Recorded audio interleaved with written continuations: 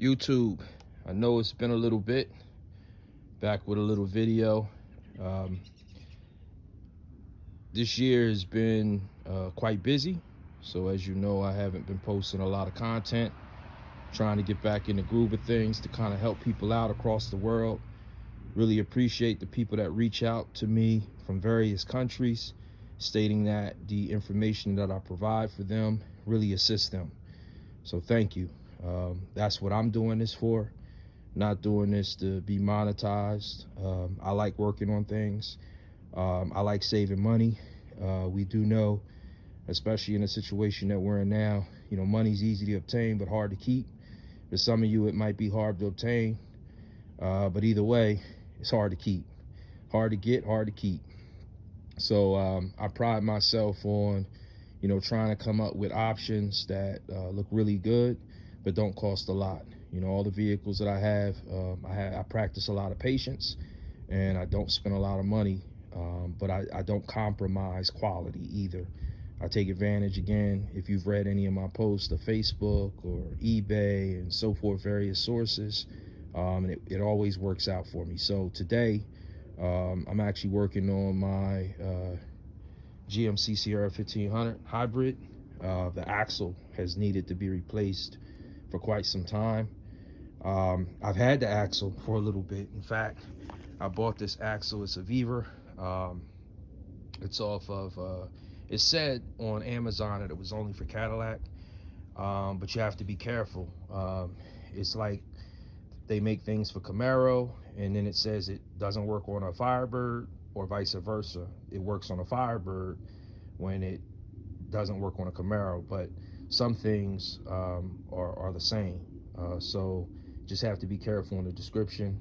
This was the last one, and I think I wound up paying like 28 bucks for an axle, which is unheard of. I think I had like a $20 gift card or $10 credit or something, but it was really inexpensive, so I had to buy it. But I've been sitting on it this winter. Today, close to 60, so I'm trying to work on it to get it going, because the truck has actually been sitting the entire winter, and I need it to start doing some commercial activities. So as you see, I've got the axle. I just kind of want to explain everything to you, where I've started. In all honesty, the spleen just pops right out. That was quite impressive. So that should be easy. The bolts that actually connect it to the transmission are 16 mil. There are 6 of them, so just be prepared for that. They come off relatively easy. I attempted to do this without removing the strut. Not going to happen. So I am in the process of removing the strut right now. There are 2 15 millimeter bolts at the bottom for that. Your axle nut, which is here, is 36 mil. And pretty much your covers have to come off. If you've got splash guards, or if you've got fairings, I don't know what the bolt size of those are. Mine are 7 mil because I use the factory ones, but 7 mil, and one 10 mil, which goes up right in the light, and the splash comes out. If you've watched previous videos, the splash here is actually excellent. Minimal effort to remove, but look at all the access that you have, man. When I upgraded my spark plugs, when I upgraded my wires, I mean, your oxygen sensors, like everything's here, dude. So I mean, this is amazing. Initially, I thought I could get away with not removing the strut, because as you see, I have an RC rough country lift on this, and it sits pretty high.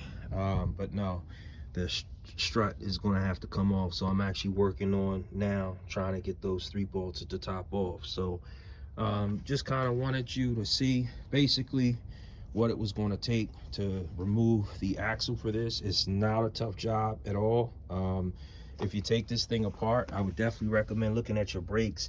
I did hear some squealing, but I'm looking at my brake pads and I'm looking at my rotors, and they're fine. So while I have this apart, I'm just going to lubricate the guide pins, kind of lubricate the top of these. These trucks get very rusty, and this truck just sits. So I think this year I've been pressing.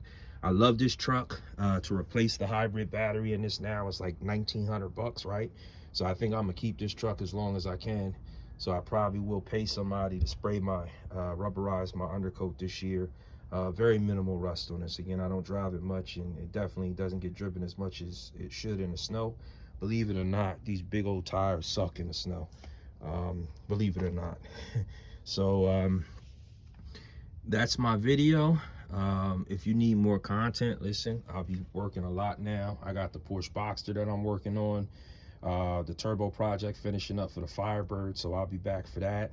Maserati actually has never been driven, really. I ordered this thing and started doing some work, but I'm actually planning on getting this thing running, working, functioning. Again, with the Maserati, people can say what they want. It's got that Ferrari motor. You feel that power, you hear that power. That's all I really cared about with this car. I got an ELR that I plan on putting some 22-inch rims on, so I'll be back with some videos on that, plus some upgrades for the ELR. And then some more work that I'm getting done to the Corvette, and then some work to the Benz. And then hopefully this year, my plan is to buy old school. I've had some 24-inch Dayton's wire rims that have been sitting in the basement since 2013. So they may get slapped on a old Chevy box, or an Impala, which is what they came off, that 96, 97 SS. So stay tuned. I hope that this video helps you out. Again, this is general removal for your axle for the this is a 2009 GMC Sierra 1500.